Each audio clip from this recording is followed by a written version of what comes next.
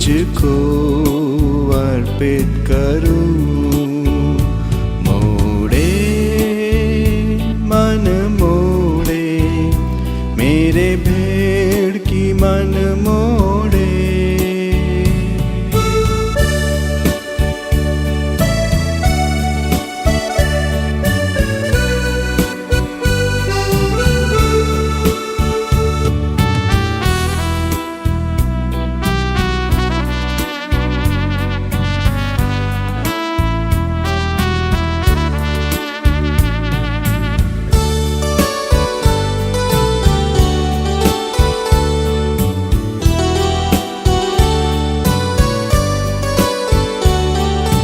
पतितों की आशा है प्यारी मरिया, भूल न तू तेरे संतान ये।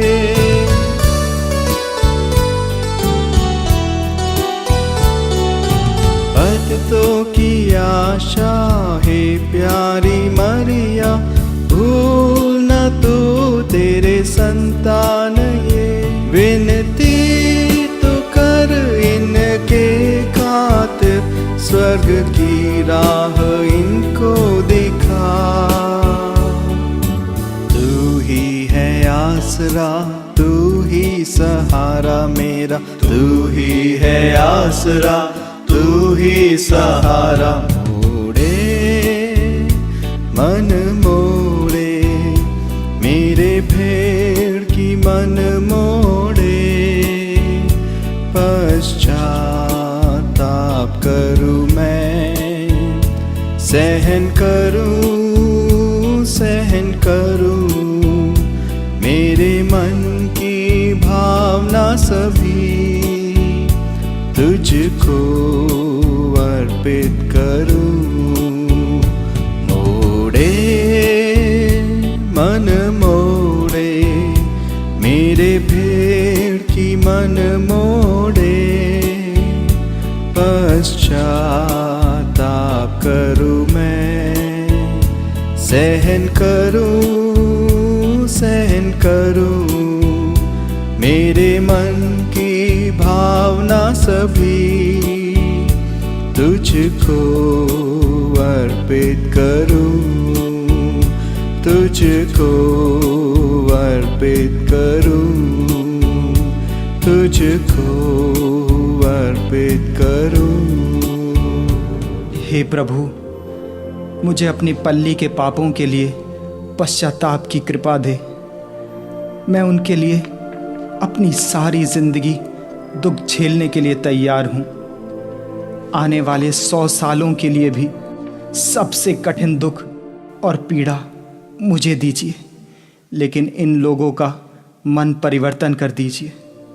इन्हें अपनी ओर आकर्षित कीजिए, मुझे दुख दीजिए और इन्हें पश्चाताप।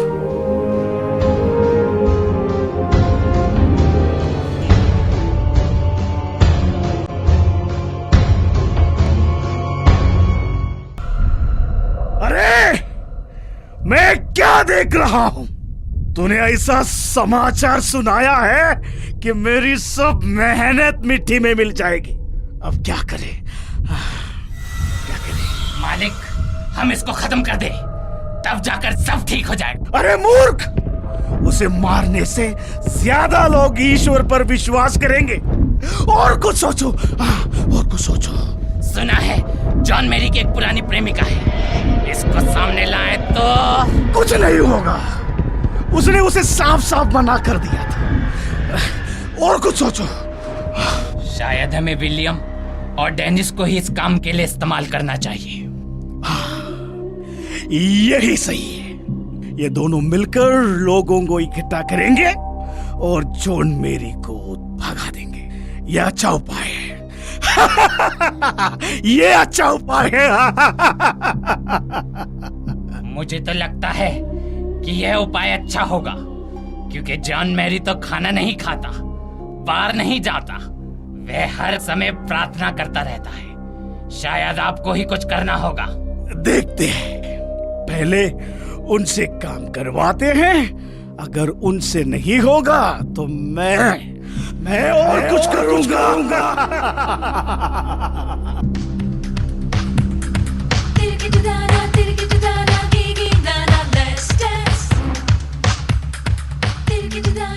क्या रे गिलबर्ट, आज बैठा पड़ा है खाली खाली? अबे दारू वारू नहीं पीनी? नहीं यार, मुझे आज चर्च जाने का मन कर रहा है। क्या आप आ रहे हैं? अबे अगर मैं चर्च जाऊंगा तो मेरा धंधा कौन चलाएगा? यार वैसे आजकल हमारा डेनिस भी बाहर नहीं आता है। हाँ, एक बात तो सही है, हमारा नया फादर सचमुच एक धर्मात्मा है। शायद इसलिए डेनिस भी बदल गया है। तो मैं जा रहा हूँ। हाँ जाओ जाओ। वैसे वाइस प्रेसिडेंट तो चर्च जाता नहीं, लोग जाते हैं। बहुत बढ़िया है। मुझे लगता है मेरा धंधा बंद हो जाएगा। अरे ये सब बातें छोड़ और मेरे साथ चर्च चल।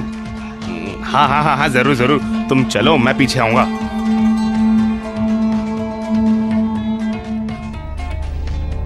आज दुकान बंद है? क्यों, सब कुछ खाली नजर आ रहा है। बार बंद तो नहीं है, लेकिन कुछ लोग कम है बस। क्या कोई दूसरा बार खुल गया है? क्या कोई सस्ते में माल देता है? अरे नहीं नहीं नहीं नहीं, ऐसा कुछ भी नहीं है। समस्या कुछ और ही है। देखो, यही है वो समस्या। क्या डेनिस?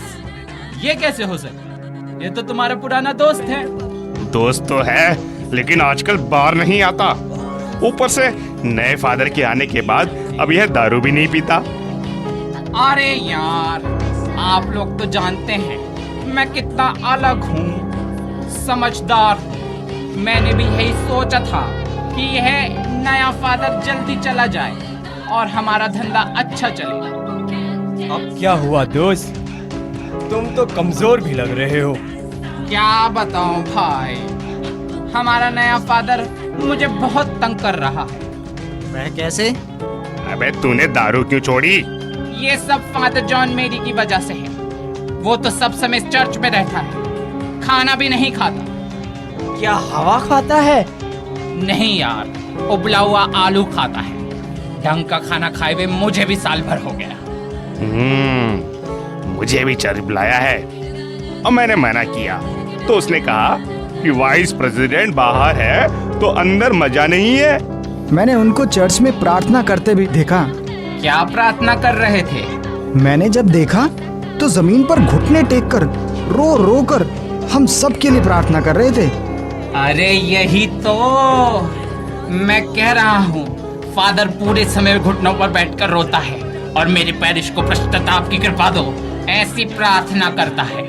सही है भाई, पिछले इतवार को मैं भी चर्च में गया था। मैंने भी यही देखा। और कैसा रहा? मैं भी गया था। अच्छा, तो तुम सब अब चर्च जाने वाले बन गए हो? नहीं दोस्त, वैसे ही देखने गए थे। फादर बहुत साधारण है, लेकिन उनका उपदेश सचमुच गंभीर है। वो तो सुनने लायक है। अच्छा है, फिर तो मैं भी सुनने जाऊंगा। क्या क्या? अब से कुछ समय पहले तो तुम कह रहे थे बाहर का वाइस प्रेसिडेंट हो, अब क्या हुआ? अबे उपदेश सुनने के लिए चर्च के अंदर जाने की क्या जरूरत है?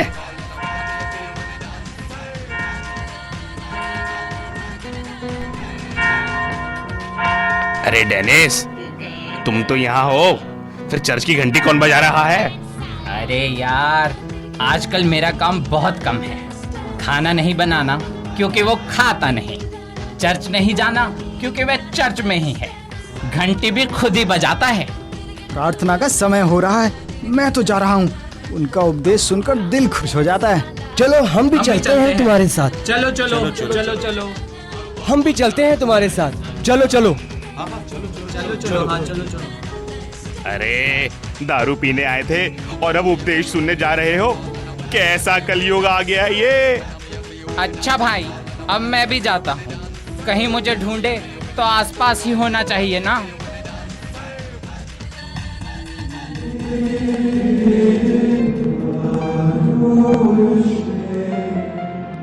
यह प्रभु का सुसमाचार है। ईश्वर को धन्यवाद। प्रियजनों, यीशु आपको प्यार करते हैं। यह ईश्वर का संदेश है। यह मेरा संदेश है। जैसे आप अपने बच्चों को प्यार करते हैं, वैसे ही आपको ईश्वर प्यार करता है। आज हम सबों ने उड़ाऊ पुत्र की कहानी सुनी है। हम सब भी कभी न कभी किसी न किसी प्रकार उड़ाऊ पुत्र की भांति व्यवहार करते हैं। कितनी भी कठिन पाप की अवस्था क्यों ना हो, उड़ाऊ पुत्र के पिता के समान ईश्वर हमें क्षमा करने के लिए उत्सुक रहते हैं। उड़ाऊ पुत्र के पास सब कुछ था, परंतु उसके पास ईश्वर नहीं था। इसलिए वह ईश्वर को भूलकर अपनी संपत्ति उड़ाने लगा। इस प्रकार की सोच हमें ईश्वर से दूर ले जाती है। हमारे पास सब कुछ है। इस धन दौलत की पूर्णता में ईश्वर को भूलना नहीं चाहिए। हमें इस दुनिया में नहीं बल्कि स्वर्ग में पूंजी जमा करनी चाहिए।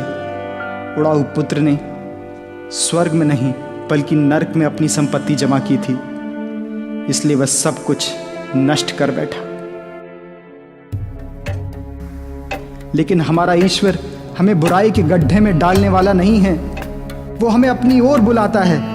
हम पाप के कितने भी गहरे गड्ढे में क्यों ना हो, ईश्वर हाथ फैलाकर हमारा स्वागत करता है। हम में से कोई ना कोई इस प्रकार उड़ाऊ पुत्र पुत्रियों के रूप में होंगे, पाप के फंदे में फंसे होंगे, जैसा कि ईश्वर की आज्ञाओं को भंग करके, कलीसिया के नियमों का पालन न करके पाप की संतान बने होंगे। बिना विवाह संस्कार लिए पाप का जीवन व्यतीत करना, सालों से पाप स्वीकार नहीं करना, अपने बच्चों को बपतिस्मा नहीं दिलवाना, ऐसे कार्यों द्वारा हम में से कई लोग पाप भरा जीवन जी रहे हैं। इस पाप के गड्ढे से हमें बाहर आना है। इस पाप के दौर से हमें ईश पिता के पास वापस जाना है। ईश्वर के प्रेम में जुड़े रहने के लिए, ईश्वर के प्रेम का अनुभव करने के लिए हमें चर्च आना है। लेकिन ज़्यादातर हमें नहीं मालूम कि हम चर्च क्यों जाते हैं, हमें क्या मांगना है, क्या करना है। लेकिन हम अपने दोस्त या रिश्तेदार के घर जाते हैं तो हमें सब कुछ मालूम होता है। क्या अपने ईश्वर के घर में हम ऐसे जाते हैं, बिना किसी मकसद, ना कोई श्रद्धा, ना मुरादें? शायद हम ईश्वर के पास आकर ये कहते हैं कि मेरे पास आपके लिए सिर्फ 1 घंटा है, फिर मेरी जवाबदारी खत्म। लेकिन अपने दोस्तों के घर या बार में जाने के लिए कोई समय की परवाह नहीं है। इस प्रकार के पापों से हमें बाहर आना है और ईश्वर के पास आकर कहना है, हे पिता, मैंने आपके और स्वर्ग के विरुद्ध पाप किया है। मुझे अपने बेटे जैसा नहीं बल्कि एक सेवक के समान रख लीजिए। आइए हम प्रार्थना करें।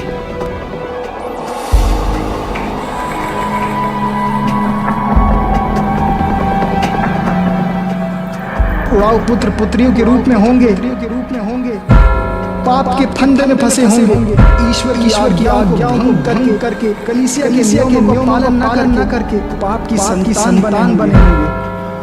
बिना विवाह संस्कार लिए सालों से पाप स्वीकार नहीं करना, अपने बच्चों को बपतिस्मा नहीं दिलवाना।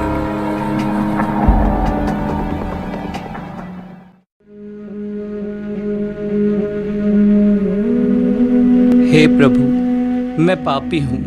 पिछले 15 सालों से एक स्त्री के साथ जीवन बिता रहा हूँ। जैसे फादर जी ने कहा, मेरा विवाह कलीसिया के नियम के अनुसार नहीं हुआ। ईश्वर की नज़र में मैं पापी हूँ।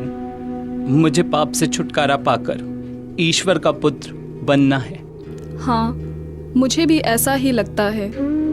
जवानी के जोश में हम ईश्वर को भूल गए और मनमानी की।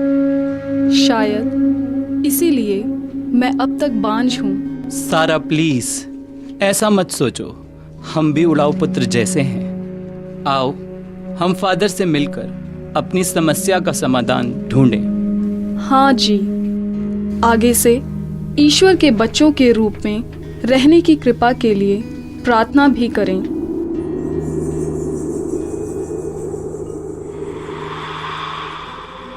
फादर साहब, क्या मैं भोजन परोसूं?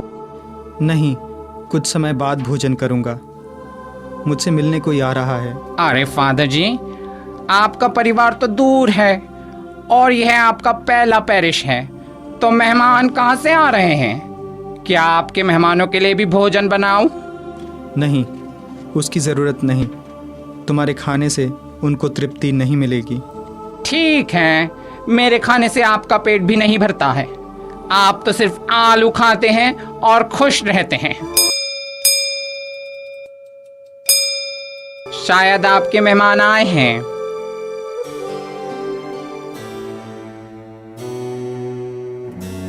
Good afternoon father. Good afternoon. आइए, मैं आप ही का इंतज़ार कर रहा था। हमारा? हम तो आपको पहली बार ही मिल रहे हैं।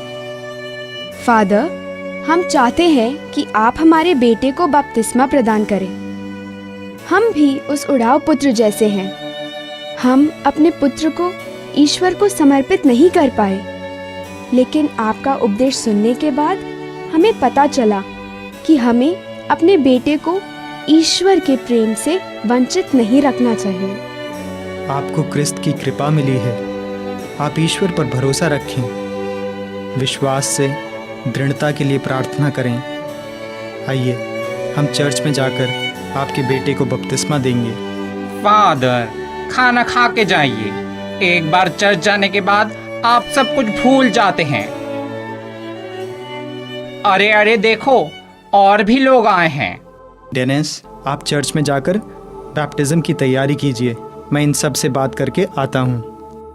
फादर, मैं स्टीफन साथ और this is my wife Sara साथ। We have been living together for 15 years but not married according to the church laws.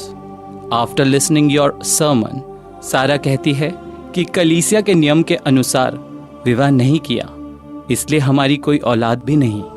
अब मुझे भी ऐसा ही लगता है। Don't worry Stephen, God loves you. ईश्वर सब देखता है। अभी आपको प्रभु ऐसा मौका दे रहा है, उसका फ़ायदा उठाइए। पवित्र आत्मा आज आपको अपनी गलतियां सुधारने का मौका दे रहा है। फादर, मैं जानती हूँ बिना शादी किए एक साथ रहना पाप है, ईश्वर की इच्छा के विरुद्ध है। आप हमें पाप मुक्त करा दीजिए। आप दोनों एक अच्छा पाप स्वीकार कीजिए। ईश्वर पश्चातापी पापी को स्वर्गधाम देते हैं। आप पूर्ण पश्चाताप के साथ पाप स्वीकार की तैयारी कीजिए। Thank you father, we will wait for you in the church.